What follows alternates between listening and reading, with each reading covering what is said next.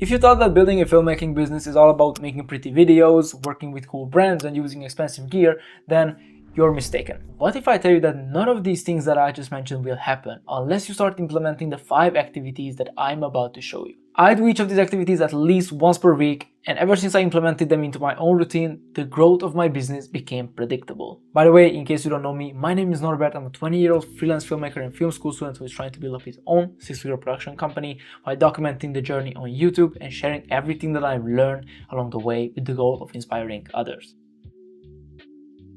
The first and most important activity is client acquisition. Every week I spend my Mondays researching potential clients and then later reaching out to them by cold DMing them on Instagram, which worked the best for me until now, or by emailing them. The biggest problem people face when it comes to outreach is actually being scared of rejection. This is exactly the reason why I was always scared to send out messages in the beginning. And the way I managed to get over this fear was 1, by accepting that it's part of the process, and 2, it's not a failure, it's just data.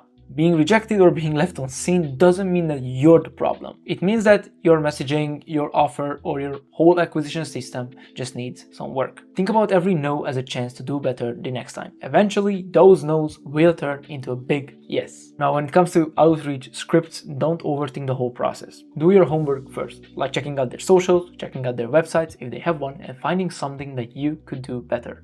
For example, if they don't post consistently, then reach out with that.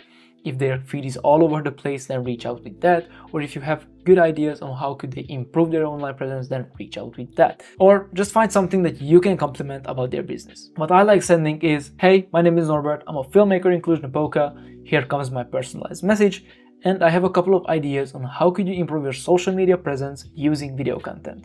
Would you like me to send them over? Always lead with value and focus on getting small yeses in the beginning. Because for the business, it's a lot easier to say yes to a couple of content ideas than to say yes to a whole production. The small yeses will lead to the big one in the end. By the way, if you are interested in checking out my client acquisition system and how can you sign your first client in just 7 days, then check out the first link in the description, which will lead you to my First Client in 7 Days blueprint. So if you want to get started as soon as possible, then check it out and let me know what you think. Now, let's get back to the video. My second main activity is building online authority. And the best way to look like an authority online is by creating content that positions you as someone who knows what they're talking about. As a filmmaker, using platforms like YouTube and Instagram are the easiest, since these are visual platforms. You can use Instagram to show off your client testimonials, BTS of your previous work, or you can use it to educate your target audience. Like if you are targeting coaches, you can create videos about how X, Y, and Z type of content will help coaches increase their revenue. You have to accept that how you show up online is how people will associate you with things. If your page is all over the place, it has no clear aesthetic, and you don't show your expertise in the field, then people won't look at you as a premium brand or as an authority. But if you do the opposite and focus on building a premium online presence, then people will start associating you with premium.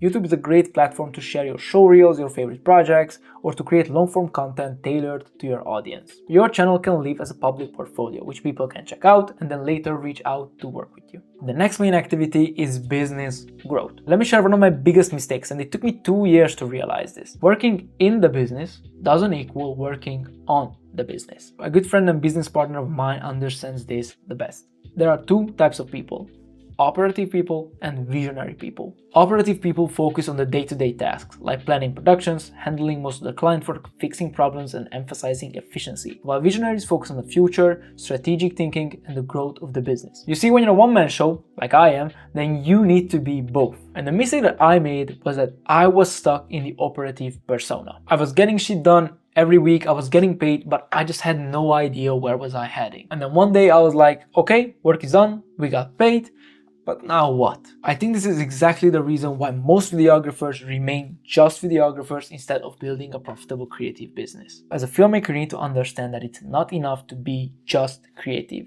You also have to think like a business owner, because in the end, that's what we are building. We are building a business, not a 9-to-5 job. This is exactly why you have to put aside time to grow your business. You turn on your visionary mode and you focus on refining your offer, checking what works and what does not work, what can be improved, and most importantly, you build systems. I also love using mirror boards to basically illustrate things, because I'm a visual person and I just understand things better if I can see them. The next one is client/project work. Business growth was all about being a visionary person, and now it's time to become an operative person. Obviously, you do have to do some client work because otherwise there won't be no cash flow, and if there is no cash flow, then there is no business. But the other reason I wanted to mention this is because I realized that as a creative, if you don't do something every day, even if that's just writing a video script, you will start falling off. You can hit a plateau like I did a month ago, but I had to stand up and start working once again, because otherwise I don't think I would be sitting here and recording this video. Like, it's okay and probably unavoidable to hit a plateau every once in a while, but what matters is that you have to stand up